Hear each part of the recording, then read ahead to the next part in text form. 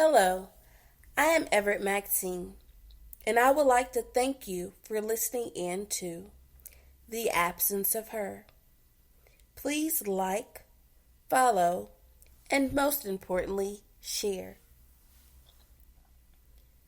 The greatest legacy one can pass on to one's children and grandchildren is not money or other material things accumulated in one's life, but rather a legacy of character and faith. Billy Graham. When I was a little girl, we spent a good portion of my childhood living with my grandmother. Up until about 1990, my mother would do private duty jobs. She didn't own a vehicle. She caught rides to work and walked if necessary. From 1990 until her passing, she would work for the same employer that started out as the Matagorda House nursing home within our local hospital. In 1991, we would move into a rental house, just the two of us. Some mornings I would sleep in the chapel at her job because I was too young to be home alone. At that age was when I faithfully began attending church. I loved going to youth group, prayer meeting, choir rehearsal, revivals, anything at church. The only thing missing was my mother there with me. I was just a child. I really couldn't understand her hurt that made her distance herself from church. Now, as an adult, I understand all too well. But Mama didn't have to spend Sundays in service with me for me to learn from her faith and see her faith in God exercised daily. She acknowledged God in her own way. My greatest memories of her faith exercised were when I was a teenager. I came home to her crying, literally weeping like somebody had really hurt her. There were problems on the job and she cried and prayed. I was such a brat. I never showed much respect for her job. I didn't like my mama cleaning up after other people's relatives for a living. I thought she might as well be a maid or a slave. I was so ungrateful. Not understanding what she was doing was the best she could with the education she had, and most importantly, she had me to think about. I told her she should just quit. I was so upset when she returned to work the very next day. Matthew 23:11 says that the greatest among you will be your servant. Mama diligently read her word. She loved her job and serving others at work and being a servant in the church, neither without complaint. Mom would remain on the same job for 28 years, when I myself had quit jobs that I didn't even work 28 days. One of the messages I listened to before deciding to become a member of Harvest Point, my pastor said that our work is worship. When we are on the job, we must remember what we do is still unto God.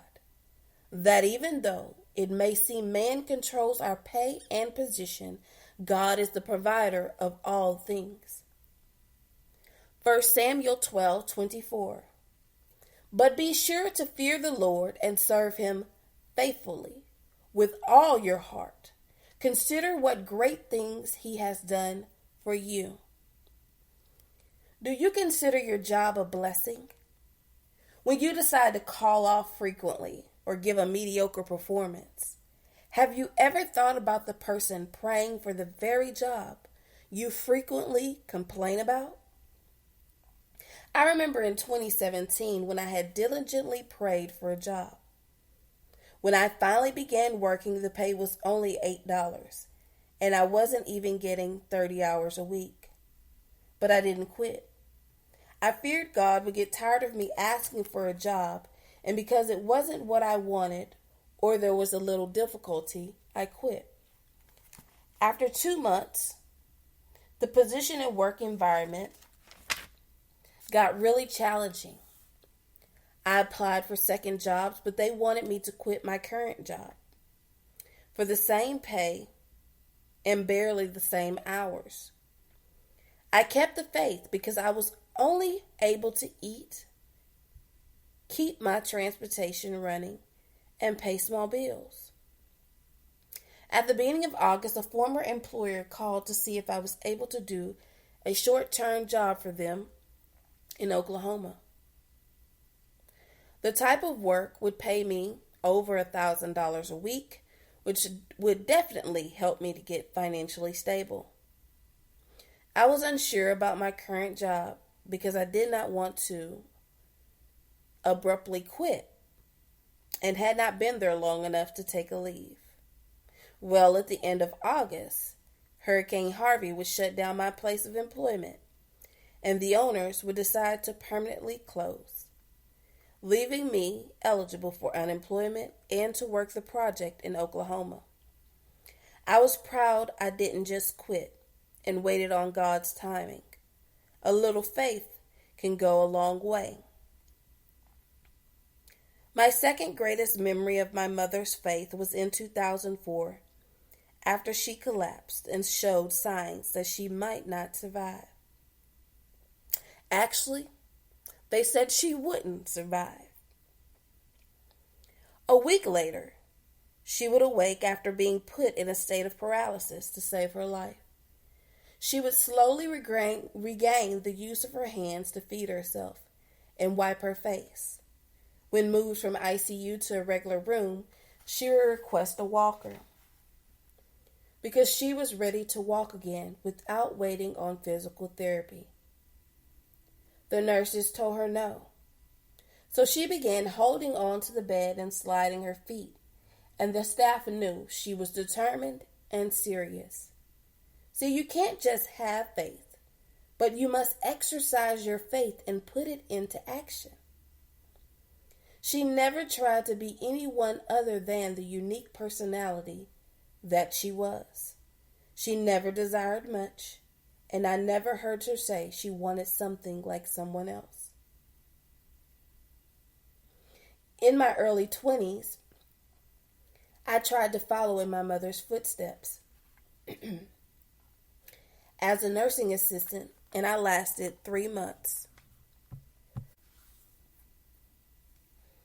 I didn't have the patience, the heart, or the prayer life to withstand all that encountered on the job. But from my experience, I gained a greater respect for her and the work she did. I now look at her as a gifted woman who would do a job that others felt they were too good to do. A job in taking care of other people's family, some of which that never had family to visit or spend time with them. She treated the elderly, regardless of their condition, with dignity until their final breath. In 1998, she married the man I called my father. And although he lived to be by her side when she faced her greatest health challenge, God would quickly take his life in 2014. The same year which took the life of her sister, 2015 would take the life of the only father she knew, and 2016 yet another sister. From 2014 to 2018, she would say goodbye to family, friends, and co-workers in her small circle that didn't consist of many people. But she continued to wake up at 4 a.m. each workday, give God his time, and drink her coffee. The day after losing her husband, we went to church. With our eyes filled with tears and our hearts consumed with grief, we took our heartache to God, the only one who can heal it.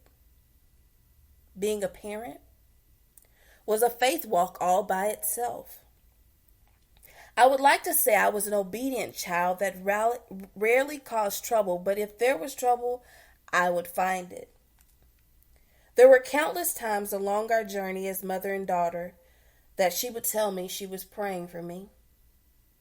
Some of those times she would sense my troubles that I would not share because I did not want her to worry. Watching her faith increased my faith from the day we found her. When life gets difficult, I ask God for the faith my mama had. It takes faith to stay on a job 28 years when workers around you are now younger than your child and do not even stay on the job 2 years. It takes faith to survive in a world increasing in technology, leaving the older generation behind. It takes faith to see the beauty in each day without your spouse and loved ones that have passed on. It takes faith to believe in the hope of tomorrow while forgetting the troubles of today. Now faith is the substance of things hoped for, the evidence of things not seen. Hebrews 11:1. James Cleveland sang a song that I would often hear her say, "Where is your faith in God?"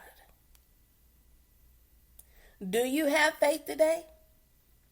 If those around you quickly passed, if your job becomes more than you can handle, if your bills are more than your income, are you pressing forward and praying with faith? Basically, there are two paths you can walk: faith or fear.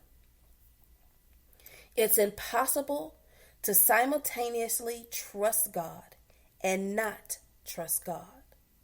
Charles Stanley. Her faith. I am Everett Maxine, and I want to thank you for listening in to The Absence of Her. Please remember to like, follow, and most importantly, share.